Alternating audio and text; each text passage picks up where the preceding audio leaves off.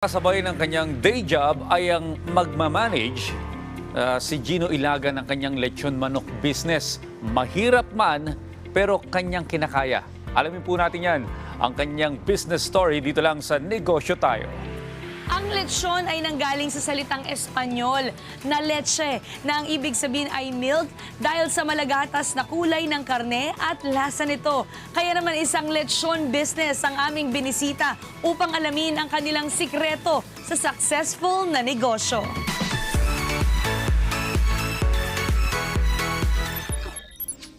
Mga kanegosyo, kasama natin ngayon si Mr. Gino Ilagan. Alright, to start off, how did you start with your business? Actually, produkto to ng kahiligan namin ng pamilya. Kumain talaga sa labas. And personally, favorite ko talaga lechon manok since bata. You've mentioned to me a while ago during off-cam that you've been in the business for 7 years now and the pandemic greatly affected the business. Yes. So can you tell us more about this? Hindi kami nagsara.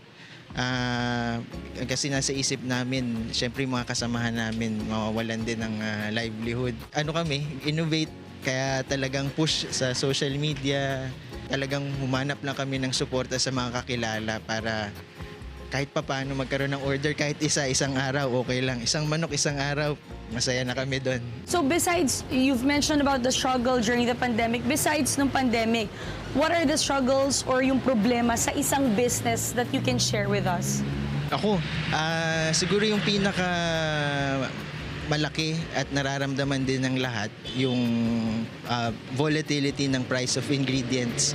Kasi when we started, talagang kumpara sa presyo ng manok, baboy, and yung mga recados, medyo malayo na siya 5 or 6 years ago. So ngayon, ramdam namin, pero at the same time, the challenge is for you to maintain your prices para naman yung mga parokyano natin, yung mga customers natin, babalik-balikan pa rin nila yung pagkain natin. Would you recommend other people, aspiring entrepreneurs, to do the same business? Ano bang mapapayo mo sa kanila? Well, siguro aside from financial capital, you must really have the passion. Ang pera, kung tutuusin, kung marami kayong magkakaibigan, you can pool or your financial, yung money ninyo to put up something like this. Madali yun. Pero yung everyday operations, managing from the stocks, from marketing, lalo na pag small business, talagang ikaw lahat. Ikaw talaga lahat. So, yun yung and then, when you're juggling a day job and handling a business, it's really challenging. Pero yun lang. So kailangan talagang committed and dedicated ka. Alright, so any lessons that you have learned all throughout your business journey that you would like to share with our viewers? Siguro systems. Lalo na siguro sa food business, you really have to have a very strong system that everyone can abide to. Kasi doon natin magigauge kung ano yung mga fast-moving items, so ano yung mga produkto na malakas at kumita, and then doon mo rin malalaman yung detalye ng mga business kung pwede mong i-tweak para ito improve, and then iwanan kung ano yung dapat tanggalin.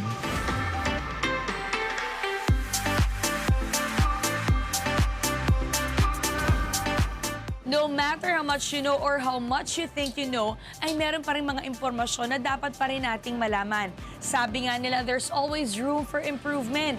Yan po ang ibinahagi sa ating aral ni Mr. Gino Ilagan. Panibagong business story at business tips na naman ang pag-uusapan natin next time, mga kanegosyo. Kaya naman tara, negosyo tayo!